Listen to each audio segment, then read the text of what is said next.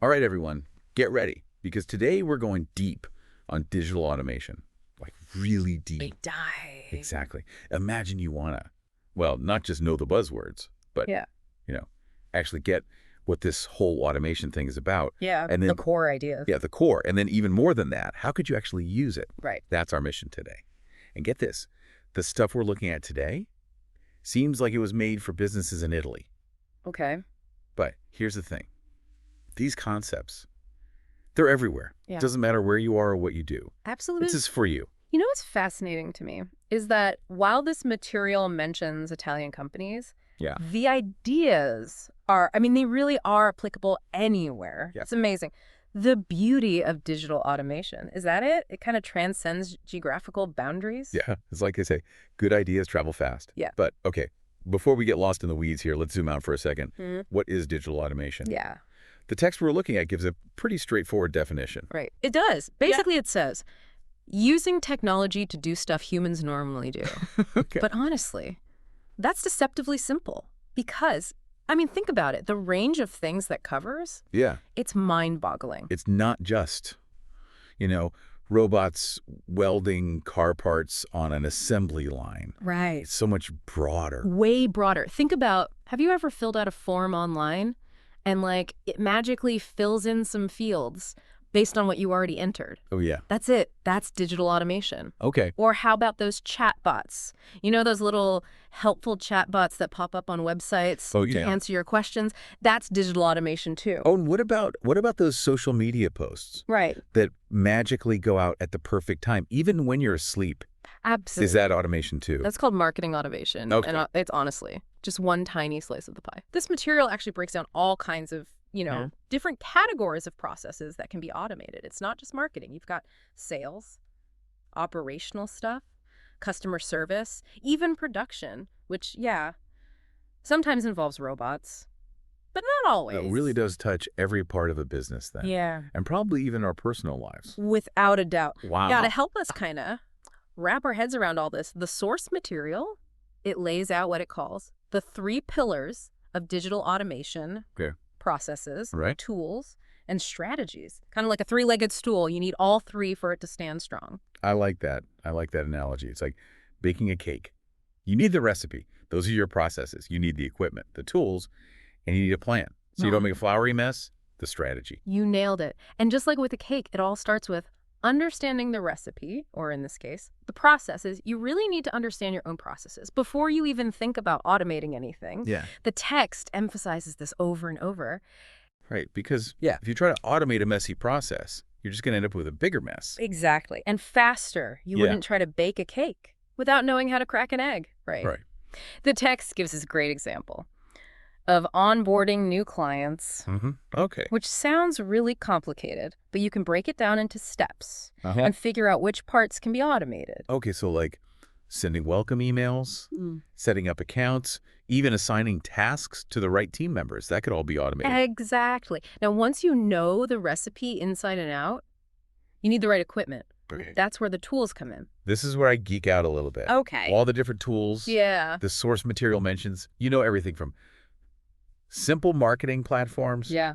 to AI-powered content generators. It's mind-blowing. Yeah, it's easy to get overwhelmed, like walking into a kitchen supply store and wanting to buy everything. Yeah. The key is to figure out which tools solve your specific problem. All right, you don't need a fancy stand mixer if you're just making pancakes.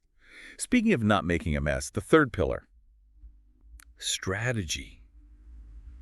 How do we make sure we're not just throwing tools at a problem and hoping it goes away? Strategy is all about having a plan for how to use those tools and processes to reach your goals. The material outlines a step-by-step approach. Okay, walk me through it. Okay, so first, you define your goals. Right. What are you trying to achieve? Is it increase sales, reduce costs, more efficient workflow? Whatever it is, you got to know what you're aiming for. Sure. Then you analyze your processes. Figure out where automation can make the biggest impact. Got it. Then you pick the tools that fit your needs and budget. Okay. After that, it's implementation, testing, optimizing, and constantly monitoring to make sure things are running smoothly. It sounds intense when you lay it out like that. It is. But breaking it down makes it feel more manageable. Exactly. It's not about automating everything at once. It's about being strategic and getting results. And you know what? Speaking of approaches, the text also breaks down the types of automation, which is where things get really interesting. Oh, I love a good categorization set. Oh, yeah.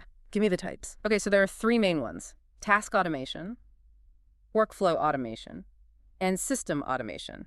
Knowing the difference is key to choosing the right approach. Okay, I'm all ears. Yeah. Let's start with task automation. What is that?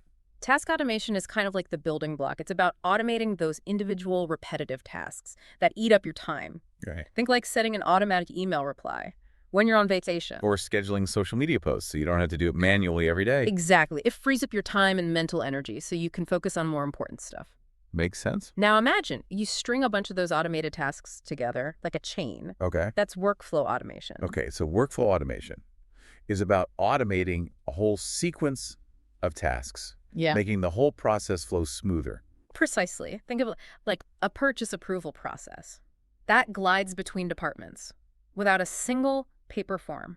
Wow. No bottlenecks, fewer errors, better teamwork. Okay, that's making a lot more sense. So what about system automation? That sounds pretty high level. System automation is the big leagues. Okay. It's about automating entire systems.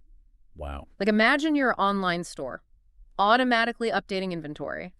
As sales happen, Okay. that's system automation at work. So it's like having all the different parts of your business Yeah. talking to each other Yeah.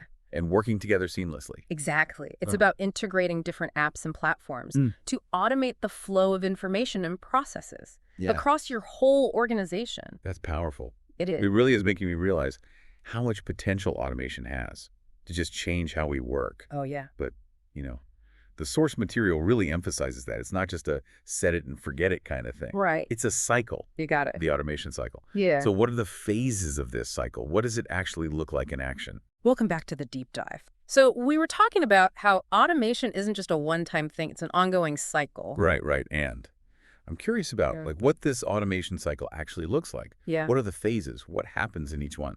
Okay, so there are four main phases: plan, implement, analyze, and optimize. Okay, that makes sense. Yeah. Sounds like a continuous process of improvement. So walk me through it. What happens in each phase? All right, so the plan phase, well, we've kind of already touched on that. It's all about defining your goals, breaking down your processes, choosing the right tools, basically creating that roadmap for your automation journey.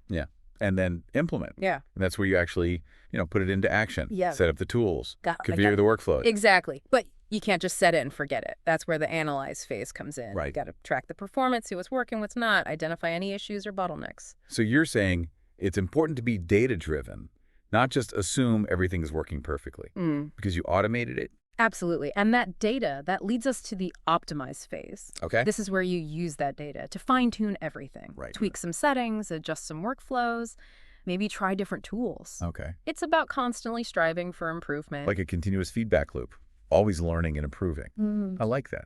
It makes automation seem, less intimidating. Yeah, and, speaking of things that make automation smoother, there's something the material calls the secret sauce. Standardization. The secret sauce, I'm chuckling a bit, that they call it a secret when it seems so fundamental. Yeah. Like saying the secret to baking a cake is following the recipe. Well, they emphasize it for a reason. You see, if you try to automate a chaotic process, you're just going to end up with faster chaos. Yeah. Like imagine trying to automate a recipe, but all the measurements are all over the place. You're probably going to end up with a disaster. Right.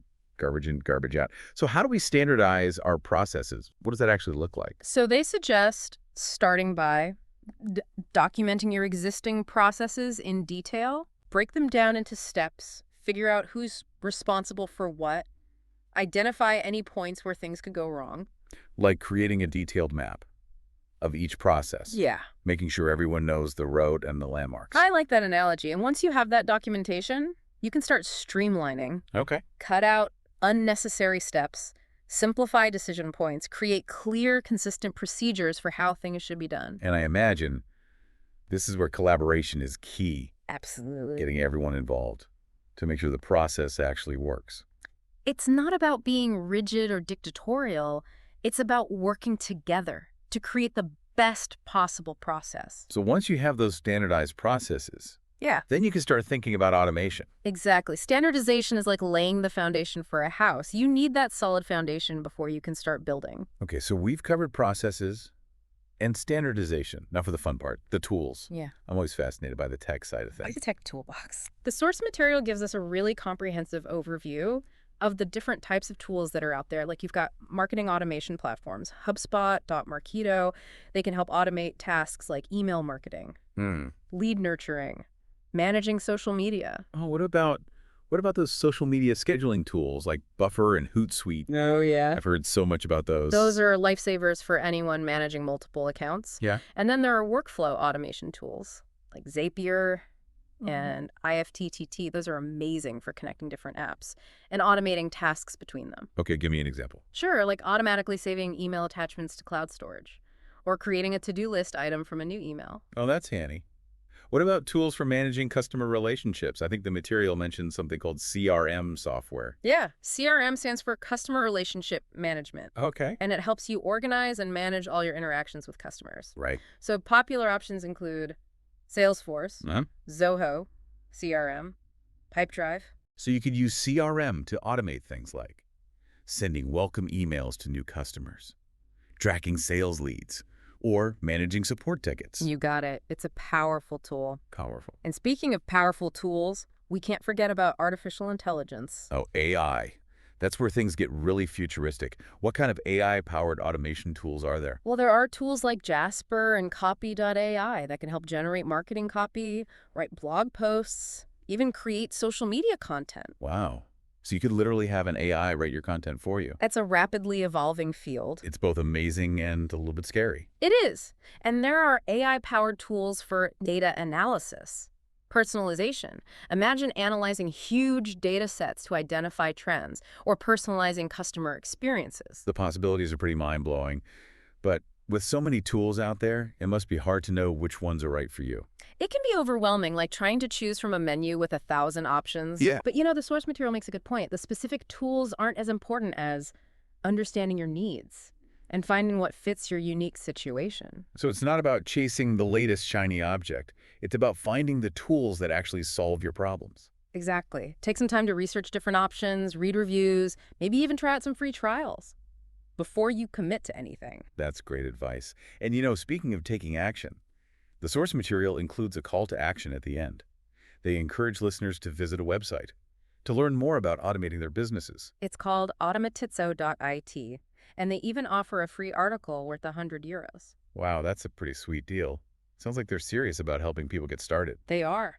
It's great to see companies doing that. It is. Okay, so as we wrap up this part of our deep dive, let's talk about the bigger picture. What does all this mean for the future of work? Will robots take over the world and leave us all jobless? Those are the big questions, and we'll explore them in the next part of our deep dive. All right, welcome back to the deep dive. All right, so we're back for the final part of our digital automation deep dive. We've covered so much, from defining automation and the different types, to the importance of processes and tools and strategies. And we even learned about the secret sauce, standardization. Yeah, it turns out that being organized is kind of a key ingredient for automation success. Who knew? But now, I'm curious about the bigger picture. Like, what does all this mean for the future of work? Is it all doom and gloom, like some people say? Yeah, that's a big question. It is. And the source material doesn't really go into the potential downsides too much. Right. But it does talk about the need for continuous learning and adaptation. We're right. It's not about robots replacing humans completely, but more like augmenting our capabilities and freeing us up to focus on, more creative and strategic tasks. Exactly. The Very source cool. material even suggests that. As certain tasks get automated, new opportunities are going to emerge Right. in areas like data analysis, process optimization, even automation development. So it's not humans versus robots. It's more like humans and robots working together. Exactly. A collaboration, not a competition. That's a good way to put it. And that requires us to be adaptable and willing to learn new skills. Because the jobs of tomorrow might look very different from the jobs of today, Yeah. but that doesn't mean there won't be jobs. It's like they say, the only constant is change. Right. We got to embrace that change and be prepared to evolve alongside technology. And I think education and training play a really vital role in that. We Sure. need to equip people with the skills they need to thrive in this new world. Right. We can't just wait and see what happens. Got it. It's about being proactive Yes. and taking ownership of our own development. Exactly. That makes a lot of sense. You know what's really encouraging to me is that the source material actually ends with a call to action. That speaks to that. Oh, yeah. They encourage listeners to explore the world of automation for themselves. They mention a website, automatizo.at, where you can learn more about automating your business. Yeah. And they even offer a free article worth €100. It's a great way to get started. It is. I love that they're empowering people Me too. to take that first step. It all comes back to what we were talking about, embracing change, continuous learning, taking action. And not being afraid to dive in and experiment. Exactly. So as we wrap up this deep dive, I want to leave our listeners with one final thought. Don't be afraid of automation. Yeah.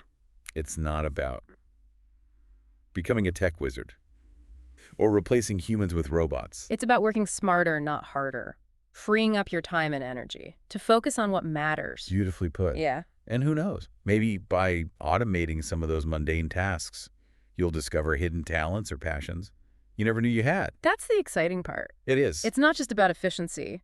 It's about opening up new possibilities. That's a great point. Well, thank you everyone for joining us on this deep dive into the world of digital automation. We hope you learned something new and feel inspired to explore further. Until next time.